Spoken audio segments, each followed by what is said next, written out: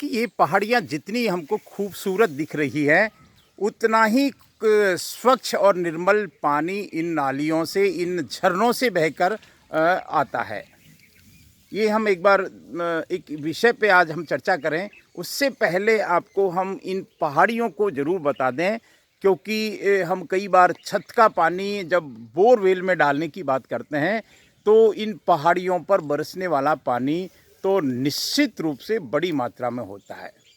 हमारे पूर्व शासकों ने एक व्यवस्था की थी, सिरोही को 7 तालाब दिए थे और उन 7 तालाबों का इसलिए ज़रूरत थी क्योंकि यहाँ की जो टोपोग्राफी है, यहाँ की जो ढलान है इस सिरोही की, कि अगर हमने या हमारे शासकों ने ये तालाब नहीं बनाए होते, ये आज हमको ये समझना पड़ेगा, ये सिरोही के 7 तालाब नहीं बनाए होते, तो इन पहाड़ियों पर बरसने वाला पानी कुछ ही घंटों में बहकर चला जाता। और सिरोही क्योंकि हम 365 दिन बरसात नहीं देखते, वो पानी को रोकने के लिए 7 तालाब दिए और हर तालाब को एक किसी 2-3 झरनों से जोड़ने की व्यवस्था की थी। लेकिन आज एक नील सागर सिरोही में तालाब है, उस तालाब में एक नाला जाता है, निडोरा तालाब या नील सागर।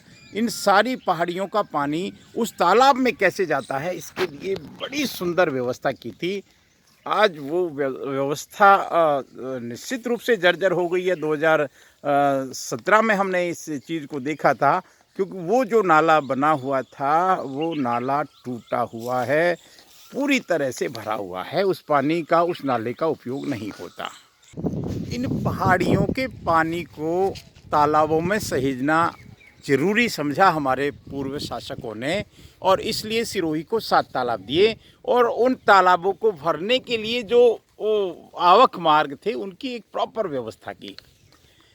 लेकिन आज इनके क्या हाल हैं, ये बताते हुए डर लगता है, बताते हुए रोना भी आता है, बताते हुए एक घबराहट होती है कि आने वाले समय में हमारी पीढ़ी को क्या हम प्यासा छोड़ देंगे, क्या समझ से परे है। आज हम आपको इस नील सागर, जो एक जैसा नाम है वैसा ही इसका गुण रहा होगा, सागर जिसका नाम दिया, नील जिसको कहे कि नीला पानी रहता होगा, क्योंकि हम देखते हैं सामने पहाड़ियों का पानी, जब झरनों से पानी आता है तो बहुत निर्मल होता है। इस तालाब को भरने की 2 बड़े नाले हुआ करते थे। एक हम सामने महलों के पीछे से एक नाला आता था, जो मातर माता जी के मंदिर के सामने होके इस तालाब में गिरता था, और एक नाला जो वर्तमान में हम सुरंग देखते हैं, इधर से आता था। और दुर्भाग्य से दोनों ही नाले आज बंद पड़े हैं। इधर वाला नाला जिसको हम कहेंगे हमारा नेशनल हाईवे से निकला, लेकिन इस नाले को डाइवर्ट हो गया दुर्भाग्य से, और आगे ये धांधेवाला तालाब पड़ता है ठक्कर वापसी से आगे। लेकिन उस तालाब की भी हालत ठीक नहीं है साहब, उस तालाब की भी हालत ठीक नहीं है। तो कुल मिलाकर इस तालाब में अब ये एक बहुत छोटे से एरिया का पानी आके गिरता है। एक विशाल झरने का पानी सड़कों पर बहकर चला जाए, एक विशाल झरने का पानी, ये आज आप हमको एक बहुत दर्द के साथ कह रहे हैं कि विशाल झरने का पानी। जब हमने 2017 की बारिश देखी थी, तो आर्य समाज रोड के ऊपर मोचीवाड़ा में अनेक मकानों को नुकसान उठाना पड़ा था, कई दीवारें गिर गई थी। झरने से तालाब तक जाने वाला बरसाती नाला बीच से टूट जाए, टूटा हुआ है साहब कई जगह से, और जिम्मेदार लोग आंख मूंद कर बैठ जाए और फिर हम साल भर पानी पानी चिल्लाए। और ये कहानी हमारे सिरोही शहर की हो तो चिंता लाजमी है। दरअसल महलों के पीछे एक विशाल झरने का पानी एक नाले के जरिए नील सागर तालाब में पहुंचता था, इसी तालाब में पहुंचता था साहब। और यह खूबसूरत व्यवस्था सिरोही के शासकों ने सिरोही को विरासत में दी थी, ताकि सिरोही प्यासा ना मरे। लेकिन आज हम इन तालाबों की चिंता को तो दरकिनार करके और हम बत्तीसा की चिंता कर रहे हैं साहब। ये पुकार हमको अब लगने लग गया कि कोई नहीं सुनेगा, लेकिन चूंकि हम देख रहे हैं तो हमसे रहा नहीं जा रहा साहब। हमको बहुत कष्ट हो रहा है। देवनगरी के देव दर्शन, ये क्या नील सागर की ये व्यथा, ये व्यवस्था, ये दुर्दशा, पाप तो लगेगा साहब। जो जो लोग इसके दोषी हैं उनको पाप लगेगा, उनको जवाब देना पड़ेगा आने वाले भाव में। जो समर्थ हैं उनको इस बारे में तुरंत चिंतन करना चाहिए। मेरे ध्यान है कुछ महीने पहले जब हेरिटेज यात्रा निकाली थी, यहाँ पूरा प्रशासन था, जनप्रतिनिधि थे, समाज के जागरूक लोग थे, और जब उन्होंने इस तालाब को देखा तो ये ज़रूर तय किया था कि हम उस महलों के पीछे के झरने वाले जो विशाल नाला है उसको इस तालाब से जोड़ेंगे और इधर के कुछ इसको डिसिल्टिंग आदि करेंगे। लेकिन वही ढाक के 3 पात वाली स्थिति है साहब, किसको कहें। लेकिन चिंता है, इधर का नाला बंद हो गया, उधर का नाला बंद हो गया। यहाँ हम देखते हैं थोड़े दिन बाद अतिक्रमण हो जाएंगे और फिर रोते रहो।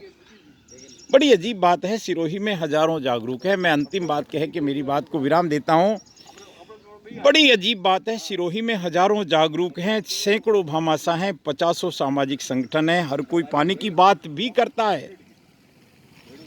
पानी राजनीतिक मुद्दा भी बनता है। देवनगरी का दर्जा सिरोही के प्राप्त है, प्रशासन सक्रिय है, नगर परिषद भी अनुभवी लोगों की भरमार है, नगर परिषद में भी साहब।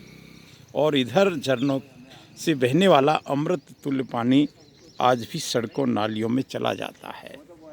ये हम देखते हैं, क्योंकि आप देखिए इस चीज़ को और आंख मूंद कर मत बैठिए, क्योंकि आप जिम्मेदार हैं इसके। नालियों में चला जाता है, जबकि इन झरनों और पहाड़ियों से उतरने वाले बरसाती नाले को सिरोही के 7 तालाबों से जोड़ा हुआ था।